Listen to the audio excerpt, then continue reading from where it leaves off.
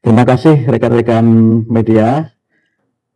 Alhamdulillah baru saja kami diterima oleh Bapak Presiden dan mendapatkan arahan langsung dari beliau terkait dengan program-program prioritas yang diamanahkan kepada kami, Menteri Pendidikan Dasar dan Menengah. Tadi kami didampingi oleh Bapak Menteri Sekretaris Negara dan Bapak Seskat. Dan arahan beliau terkait dengan bagaimana kami dapat terus melanjutkan peningkatan kualitas pendidikan, terutama program prioritas beliau. Yang pertama adalah untuk revitalisasi sekolah. Tadi kami sampaikan kepada beliau bahwa revitalisasi sekolah tahun 2025 telah terlaksana 100% untuk 16.167 satuan pendidikan di seluruh Indonesia. Dan tahun ini kami dengan anggaran yang sudah disetujui DPR 14 triliun itu mengalokasikan untuk 11.744 satuan pendidikan, dan insya Allah akan ada tambahan 60.000 satuan pendidikan, sehingga tahun ini kami akan melakukan revitalisasi untuk 71.744 satuan pendidikan di seluruh Indonesia, semua jenjang mulai dari taman kanak-kanak sampai dengan tingkat SLTA. Kami sampaikan juga bahwa program revitalisasi ini tidak hanya berkaitan dengan peningkatan mutu pendidikan, tapi juga dari penelitian kami juga berdampak terhadap ekonomi.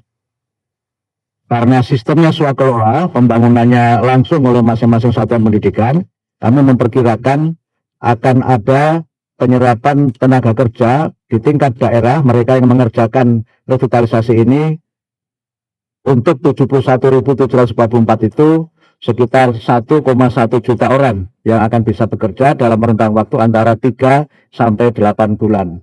Sekarang yang revitalisasi tahun 2026 sudah mulai berjalan, sudah 70% dari alokasi 11.744 itu dan sudah mulai dikerjakan, bahkan beberapa di bulan Juli dan Agustus sudah bisa selesai dan sudah bisa diresmikan untuk memulai tahun pelajaran tahun 2026-2027.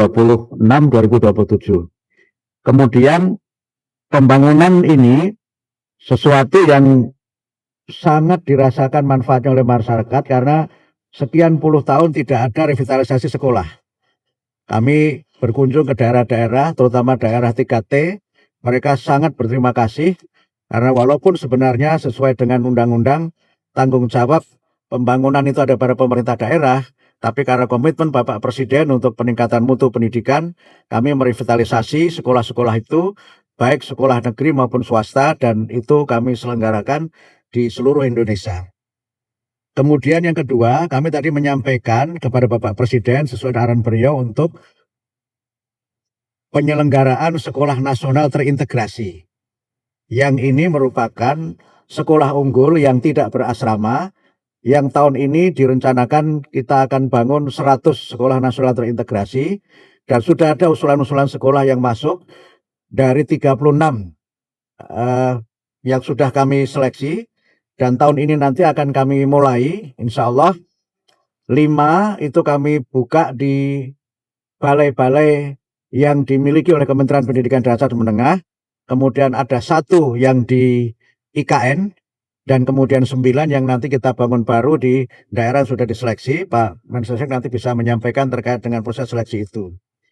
Kemudian untuk kesejahteraan guru, kami ingin tegaskan sekali lagi bahwa sesuai komitmen Bapak Presiden, tunjangan guru sekali lagi sudah dinaikkan dari yang guru non ASN, tunjangannya dinaikkan dari 1,5 juta menjadi 2 juta, dan kemudian guru ASN tunjangannya sebesar gaji pokok.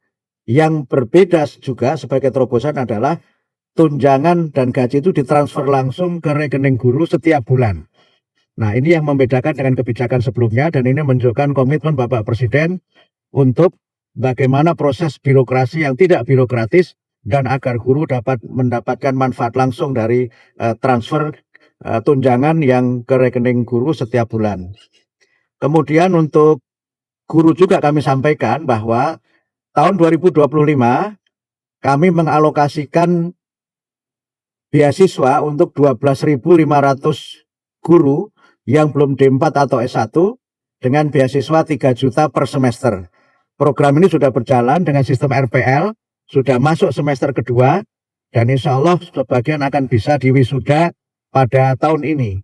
Kami rencanakan kalau nanti sudah selesai semua yang 12.500, kami harapkan nanti kami mohon tadi kepada Bapak Presiden untuk dapat mewisuda 12.500 guru yang mendapatkan beasiswa S1 dengan sistem RPL. Nah, tahun ini kami mengalokasikan beasiswa untuk guru yang belum D4 atau S1 sebanyak 150.000 guru dengan nominal beasiswa sama dengan yang tahun 2025, 3 juta per semester. Dan sekarang masih proses pendaftaran karena kami masih terus menunggu para guru untuk dapat mengikuti program ini. Itu yang berkaitan dengan kesejahteraan guru dan peningkatan kualitas guru. Kemudian terkait dengan MBG, kami tegaskan bahwa MBG ini merupakan bagian dari program kami, yaitu 7 kebiasaan Indonesia Hebat. Bangun pagi, beribadah, berolahraga, makan sehat bergizi, gemar belajar, bermasyarakat, dan tidur cepat. Jadi kami menjadikan MBG sebagai bagian dari penguatan pendidikan karakter.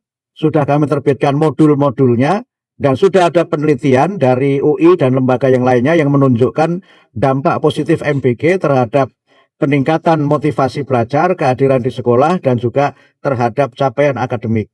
Dan karena itu kami juga menyampaikan per 10 Juni sudah 80,7% murid yang sudah mendapatkan MBG. Jadi dari 53 juta sekian guru, 43 juta sekiannya sudah menerima MBG dan mereka menyatakan MBG terus dilanjutkan karena dampaknya sangat positif, baik dalam hubungannya dengan tingkat kehadiran di sekolah maupun dalam hubungannya dengan motivasi belajar dan juga prestasi akademik. Kami kira itu yang dapat kami sampaikan terkait dengan pertemuan kami dengan Bapak Presiden dan arahan-arahan beliau yang berkaitan dengan peningkatan mutu pendidikan melalui revitalisasi.